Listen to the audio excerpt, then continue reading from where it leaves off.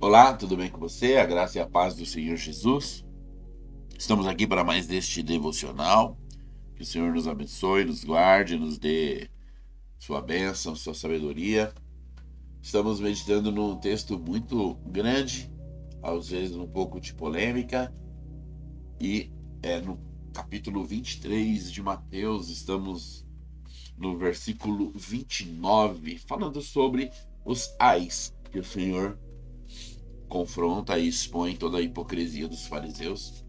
E nós vamos continuar hoje sobre o verso 29, que diz assim: Ai de vós, escribas e fariseus hipócritas, porque edificais os sepulcros dos profetas, adornais os túmulos dos justos, e dizeis: se tivéssemos vivido nos dias de nossos pais, não teríamos sido seus cúmplices no sangue dos profetas.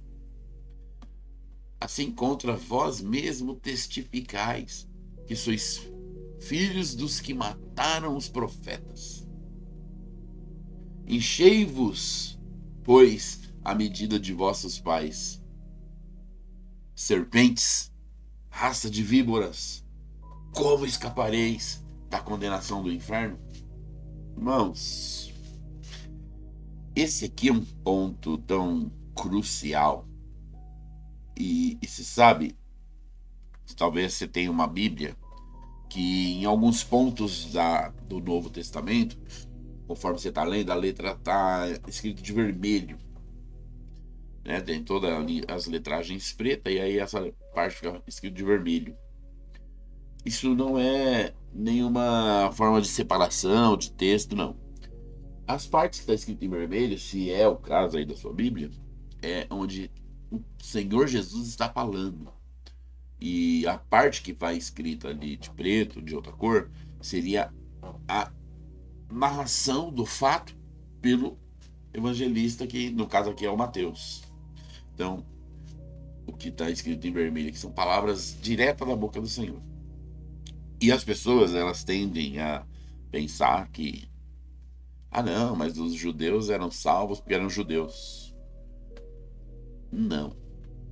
Eles tinham ali as obras. Cumpriam toda a lei? Não. Mas eles tinham ali um limite dentro das obras de cumprir.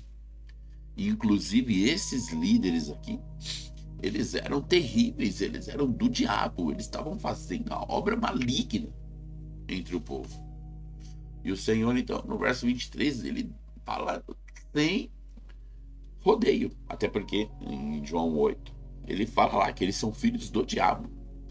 E aqui, no verso 23, ele fala para eles: serpentes, raça de víboras, como escapareis da condenação do inferno? Não tem como, vocês vão ser condenados, porque eles vão matar o filho do homem, eles vão matar o filho de Deus. Eles não entenderam, eles ensinam quem é Deus e eles não entenderam que Deus estava entre eles.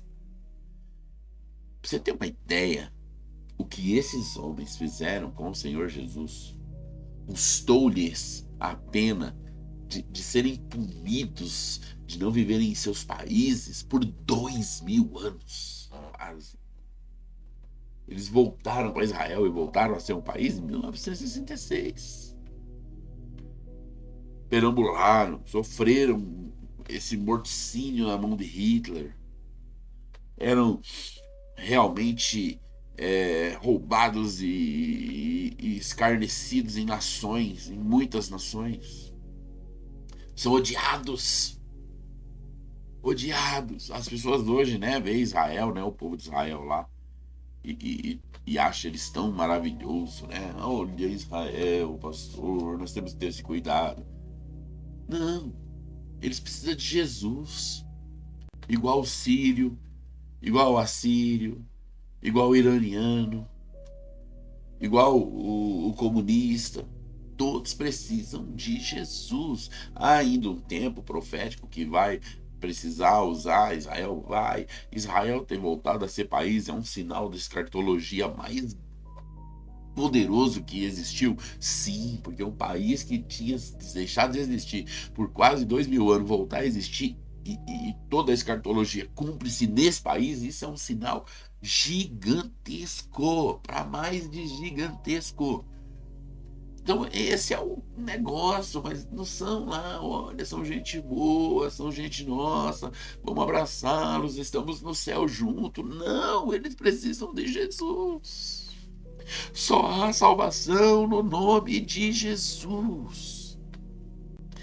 Não há salvação em nenhum outro nome dado no céu e na terra. Então, o judeu que não aceita Jesus está indo para o inferno até hoje, junto com esse daqui. E se você falar de Jesus para eles, eles vão falar as coisas que esses daqui falaram e até pior. Então, não existe essa camaradagem, né? São pessoas que religiosamente têm uma linha igual a cristã, sim. Ajuda o mundo, sim. O fato do mundo ser mundo é por conta de cristianismo e judaísmo, que zela pela família, que zela por esse tipo de ordem e decência. Se o mundo fosse um comunismo, já tinha acabado. Se o mundo fosse um socialismo, já tinha acabado. Se o mundo fosse sem regras, sem leis matrimoniais, sem família, já tinha acabado. E esse é o alvo do diabo. O diabo não quer um mundo para viver gostosamente com as pessoas. Ele quer acabar com tudo e mandar tudo para o inferno onde ele vai estar. Esse é o seu sangue de ódio e ira. Lá é o lugar dele. E nós vamos trabalhar para que muitos venham para o céu. Aleluia. Verso 34 continua. Por isso, eis que eu vos envio profetas, sábios e escribas. A uns matareis e crucificareis, a outros açoitareis nas vossas sinagogas e perseguireis de cidade em cidade. Vamos observar um negócio aqui. Verso 34. Olha o que o Senhor está falando. Por isso, eis que eu vos envio profetas. Como são esses profetas? Sábios e escribas. Opa. Por quê? Talvez você não atenta para esse pedacinho aqui. Então o Senhor Jesus no verso 34 está falando o quê? Por isso eis que eu vos envio profetas, sábios e escribas. A uns matareis e crucificareis, a outros açoitareis nas vossas sinagogas e perseguireis de cidade em cidade. Como o Senhor pode mandar os escribas? Pastor, mas ele não está falando agora dos escribas e fariseus, que são isso, que são aquilo, e agora ele vai mandar os profetas, sábios e escribas? Como assim? É porque você pode imaginar que o fariseu é um tipo de líder, aí o saduceu é outro tipo de líder, e o escriba é outro tipo de líder. Então, vamos entender isso de uma vez por todas. Escriba é alguém que escreve e lê. É um cara que tem o domínio da língua. Ele sabe escrever, ele sabe ler. Hoje, todos nós somos escribas, porque nós todos temos leitura, né? Um básico ali, saber ler, escrever o nome, escrever outras coisas, ler a Bíblia. Uns mais, outros menos, uns muito avançados.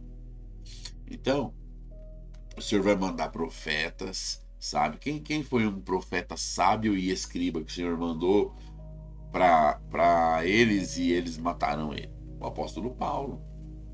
Era um profeta do Novo Testamento, era sábio, dos maiores que tem, e era um escriba. Mas aqui então fica isso claro para nós, que os escribas não são uma religião, são pessoas que sabem ler. E os fariseus, na sua maioria, eram escribas. Então, quando eles não eram, eles andavam com os escribas junto, para que estes pudessem anotar tudo o que acontecia. Por isso que o Senhor está falando aí de vós, escribas e fariseus hipócritas, que era um grupo que andava junto, porque ou o fariseu era os dois, ou o fariseu precisava de um escriba. Mas eles compactuavam do mesmo coração, da mesma questão. Verso 35. e 36 para encerrar esse momento.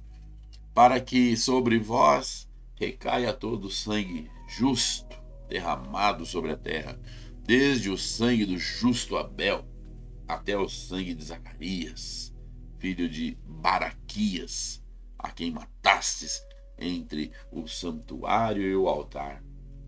Em verdade, eu vos digo que todas estas coisas hão de vir sobre a presente geração.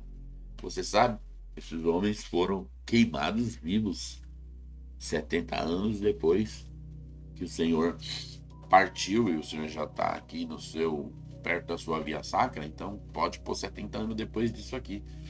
Estes homens, os seus filhos, crianças, netos, morreram muitos, alguns fugiram, né?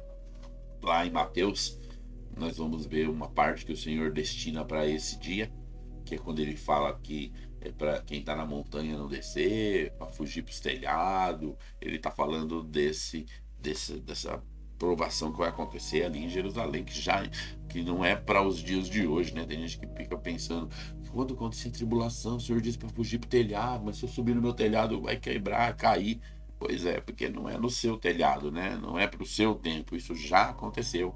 Mas em Mateus 24, a gente vai ver que lá tem 3 tempos, né? Tem um tempo que está sendo falado para aqueles dias, tem um tempo que está sendo falado para os dias que viriam na frente, e tem o tempo que ainda não aconteceu, que é o tempo escatológico, que nós estamos bem perto. Mateus 24 é glorioso. Mas terminamos aqui no verso 36, e depois tem só um trecho do 23 ainda que vai ficar para amanhã. Que o Senhor nos abençoe, que o Senhor nos guarde, que o Senhor nos livre de ser como fariseus, que o Senhor nos purifique em primeiro lugar por dentro, para que o que está por fora seja florescente, seja fogo, seja glória, seja honra, em nome de Jesus. Amém? Fica na paz e que o Senhor te abençoe poderosamente.